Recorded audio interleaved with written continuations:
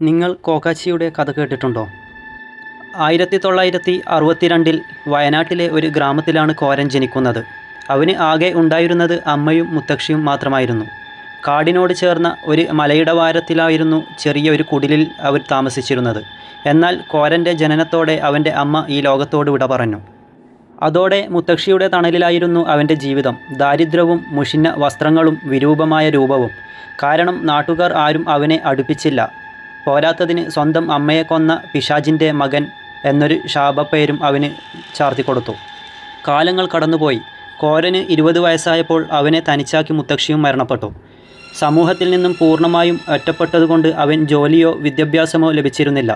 പകരം പകൽ സമയങ്ങളിൽ അവൻ വയനാടൻ കാടുകളിൽ നിന്ന് കിട്ടുന്ന പഴങ്ങളും വിറകും ശേഖരിക്കും.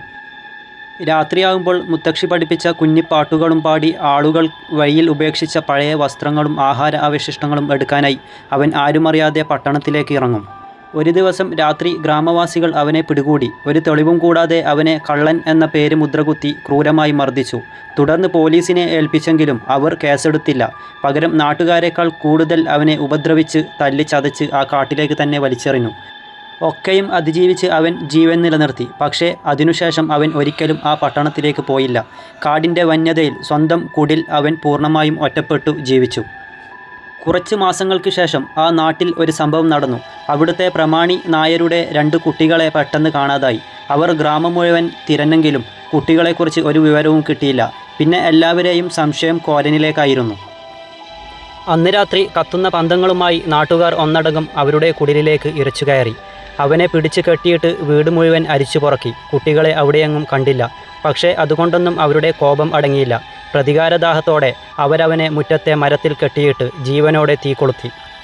പെട്ടെന്നാണ് വയനാടൻ മലനിരകളിൽ കറുത്ത മേഘങ്ങൾ ഉരുണ്ടുകൂടിയതും കനത്ത മഴ പെയ്തു തുടങ്ങിയതും. തീ ആളിപ്പടരുന്നതിനിടയിൽ മഴ കനത്തതോടെ നാട്ടുകാർ അവിടെ നിന്ന് ഓടി രക്ഷപ്പെട്ടു. പിറ്റേന്ന് പാതിവന്തു വികൃതമായ രൂപത്തിൽ മരത്തിൽ തൂങ്ങി നിൽക്കുന്ന മൃതദേഹം കണികണ്ടാണ് ഗ്രാമം ഉറക്കമുണരുന്നത്. അവർ അവനെ കാട്ടിലേക്ക് വലിച്ചെറിഞ്ഞു. ദിവസങ്ങൾ കഴിഞ്ഞപ്പോൾ കാണാതായ കുട്ടികളുടെ മൃതദേഹങ്ങൾ അടുത്തുള്ള വെള്ളച്ചാട്ടത്തിൽ നിന്ന് കണ്ടെത്തി. അവർ കൂട്ടുകാരോടൊപ്പം നീന്താൻ പോവുകയായിരുന്നു. ഒഴുക്കിൽപ്പെട്ടതാണെന്ന് ഒപ്പമുണ്ടായിരുന്ന കുട്ടികൾ ഭയത്തോടെ സമ്മതിച്ചു. നിരപരാധിയായ ഒരു ജീവനെ ക്രൂരമായി കൊലപ്പെടുത്തിയതോർത്ത് ഗ്രാമീണർ പശ്ചാത്തപിച്ചു. വർഷങ്ങൾ പലതും കഴിഞ്ഞു. ഒരു കറുത്ത രാത്രിയിൽ കോരനെ ജീവനോടെ കത്തിക്കാൻ മുന്നിൽ നിന്ന നായർ ജോലി കഴിഞ്ഞ് വീട്ടിലേക്ക് മടങ്ങുകയായിരുന്നു. കാട്ടിലുള്ള വിജനമായ വഴിയിലൂടെ വേണമായിരുന്നു അയാൾക്ക് സഞ്ചരിക്കാൻ. അപ്പോൾ കനത്ത മഴയും ഒപ്പം നല്ല മൂടൽ മഞ്ഞുമുണ്ടായിരുന്നു. പെട്ടെന്ന് തൻ്റെ തൊട്ടു പിന്നിൽ ആരോ നടന്നു വരുന്നത് പോലെ ഒരു കാൽപെരുമാറ്റം അയാൾ കേട്ടു. ഭയത്തോടെ അയാൾ തിരിഞ്ഞു നോക്കി. പക്ഷേ ആരുമുണ്ടായിരുന്നില്ല. അയാൾ വീണ്ടും മുന്നോട്ട് നടക്കാൻ തുടങ്ങിയതും ആകാശത്ത് ചെവി പൊട്ടുന്ന ശബ്ദത്തോടെ ഒരു ഇടിമിന്നലുണ്ടായി.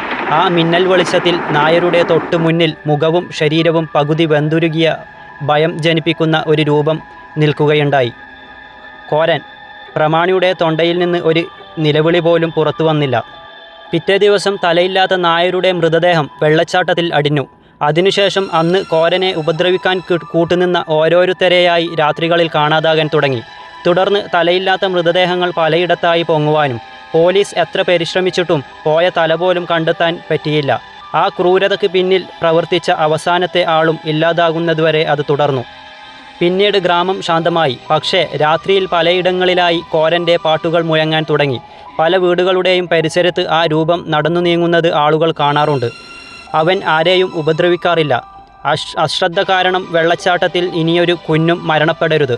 അതുകാരണം ഇനിയൊരു നിഷ്കളങ്കൻ്റെ ജീവൻ പൊലിയരുത് എന്ന വാശിയോടെ ആവണം അമ്മ പറയുന്നത് കേൾക്കാത്ത കുസൃതി കുട്ടികളെ പേടിപ്പിക്കാൻ അവൻ ജനാലയ്ക്കപ്പുറം വന്നു നിൽക്കും. നാട്ടുകാർ ഭയത്തോടെയും ആദരവോടെയും ആ രൂപത്തിനൊരു പേരു നൽകി, കോക്കാച്ചി. ഇന്നും ഇരുൾ വീഴുന്ന രാത്രികളിൽ വാശി പിടിച്ച് കരയുന്ന കുട്ടികളുടെ വീട്ടിലെ ജനാലകൾക്കപ്പുറം അവൻ വന്നു നിൽക്കും, ഒരു മുന്നറിയിപ്പെന്ന പക്കം.